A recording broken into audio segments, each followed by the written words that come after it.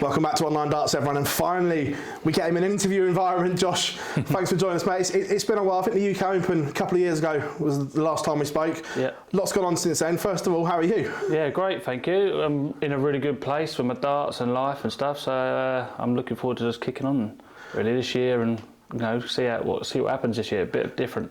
Complete rebuilding process from you. I'm going to take you all the way back. Obviously, I know it was well documented. You had a lot going on in your life away from darts. How difficult was that to balance trying to be Josh Payne, the professional dart player, and then everything else that's going on behind the scenes? It was hard, very hard. I mean, obviously family life comes first. My girlfriend Sally was ill, but darts sort of took a setback, and I was all right with that, to be fair. I know that I can rebuild and go again. I'm playing really good darts at the moment. It's just a consistency, really.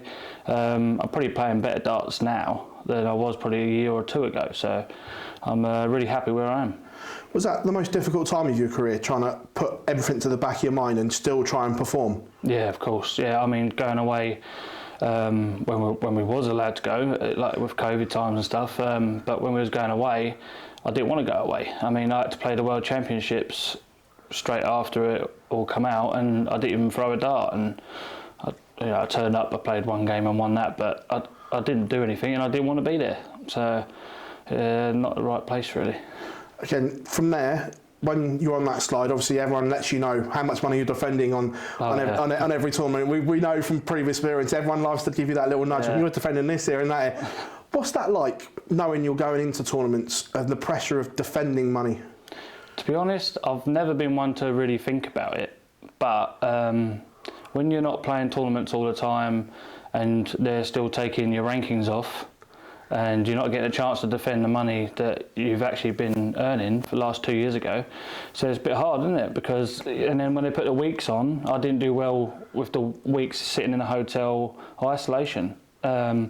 And they still take the money off. I said there was no European events, apart from one, I think there was, one qualifier. I didn't make that one either.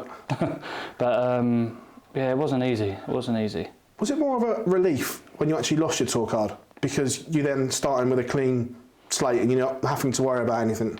Yeah, I spoke with my manager Linda and my girlfriend Sally, and looked at it like a bit of a gap year this year, and do something a little bit different, fresh start, and really stick in and practice a lot more and get myself back up there, really. Take you back to the World Championships with no fans.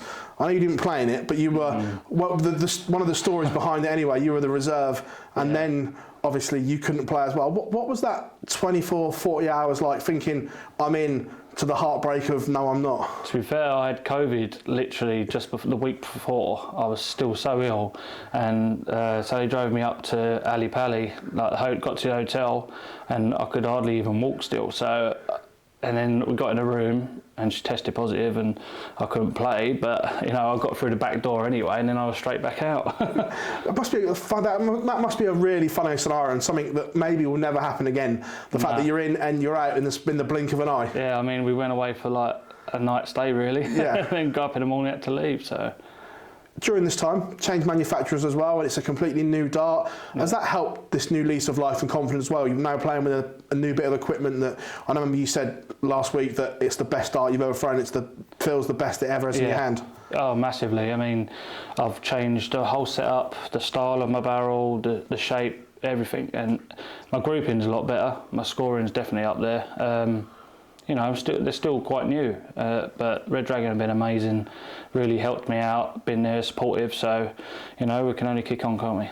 I know the greats in the game, Peter Wrights and everything, says that Lee is the best, and that's testament that he's got every world champion going right now. And what was it like to work with? Because he does leave no stone unturned, does he, trying to find the perfect setup for the individual? Oh, he's great. I mean, I turned up on a day, and he was making me barrels within an hour, in front of me. I've never had that before. And so he was saying, do you like this, do you like that? And then we just went back and forth. Even when I left there, he was in touch with me, and I'll give him an idea that I like, and he come up with that. And it was really good.